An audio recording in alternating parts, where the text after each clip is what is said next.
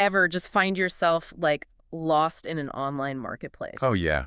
All the time. It's a rabbit hole, for sure. Right. But sometimes you stumble on something different. Something with a little bit more history to it. Exactly. And that's what we're doing today, a deep dive into Typewriter Muse. This isn't just some dusty antique store website. No. This is the real deal. They've got a whole live inventory of vintage typewriters you can buy right now. Like, click Add to Cart, and boom, a piece of history shows up on your doorstep. It's kind of wild to think about, these machines have seen things. They've seen eras come and go. They've been a part of people's lives, their work, their stories. Exactly. So what can these relics tell us about the people who use them?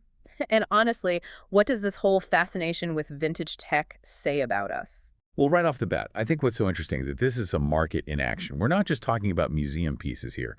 This is a snapshot of what's circulating out there right now. People are buying and selling these machines. So there's a real demand for them, and the range of what they've got is incredible. We're talking typewriters from 1918 all the way up to 1972. That's over 50 years. That's a testament to just how well built these things were.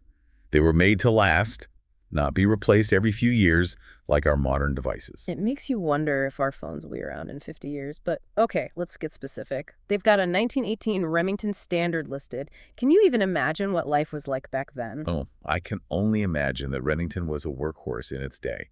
Probably sitting in some bustling office, the keys hammering out business letters and contracts, maybe even some early screenplays.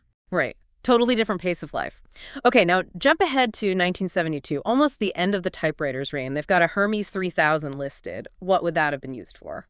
Now that was a luxury item. Sleek design, advanced features. The Hermes 3000 was a status symbol, like having the latest iPhone today. Owning one said something about you. It's funny how some things never change. And speaking of brands, it's a who's who of typewriter history on this site. Remington, Smith Corona, Hermes, these names still carry weight. Oh, absolutely. And each brand had its own reputation, its own niche. Remington, they were known for their reliability. Solid, sturdy machines that just wouldn't quit. Built to last, just like we were saying. What about Smith Corona? Smith Corona, they were the innovators. They were always pushing the envelope. Portable designs, electric models, you name it, they were coming up with it. Always ahead of the curve. And Hermes. Hermes was all about that Swiss precision. Elegant design, a smooth, almost silent typing experience. They were in a league of their own. They really were. Okay, so we've talked about the brands, but I want to dig into some of these individual listings because there are some real gems here. Like, check this out, a 1932 Royal Signet, and they're really playing up the rare Great Depression era angle. Interesting.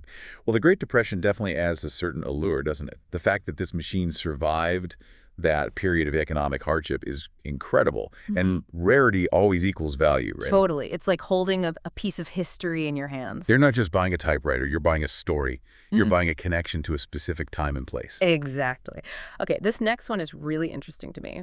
A 1939 Smith Corona Silent, but with a Spanish keyboard. Wow. A Spanish keyboard. Now, that's something you don't see every day. Right. What does that tell us about the typewriter market back then? Was there a huge Spanish-speaking market for these machines in the U.S.? It definitely suggests a thriving Spanish-speaking community, one that was integrated enough to have specific needs met by technology. It really makes you think about how technology, even back then, was crossing borders and languages. Okay, last but not least, we have to talk about this. A 1950 Remington Quiet Writer. But here's the catch. It's listed as naked. Naked. Short pause. Oh, yeah. It means it's being sold without its case. Wait, really? I thought that was like vintage typewriter slang for something more exciting. Short pause. It does sound a little scandalous, doesn't it? But yeah, naked just means no case. Well, there you go. You learn something new every day. But you know what's really cool about this whole Typewriter Muse site? It's not just about buying and selling. They also offer accessories, repair services, even videos on how to restore these machines. It's like a whole subculture. People aren't just buying these typewriters to display them. They want to use them, fix them up, keep them going. It's almost like a rejection of our disposable culture. We're so used to things breaking and just buying new ones. But these typewriters, they were built to be repaired, to be cherished. And there's a certain beauty in that, don't you think? That connection to craftsmanship, to things that are made to last. Absolutely. So if you had to pick just one typewriter from this collection, which one speaks to you the most? Oh, that's a tough one. They all have their own unique appeal.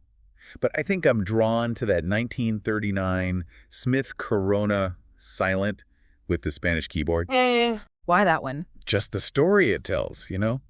A Spanish keyboard in 1939 America. It speaks to a whole different world, a different time.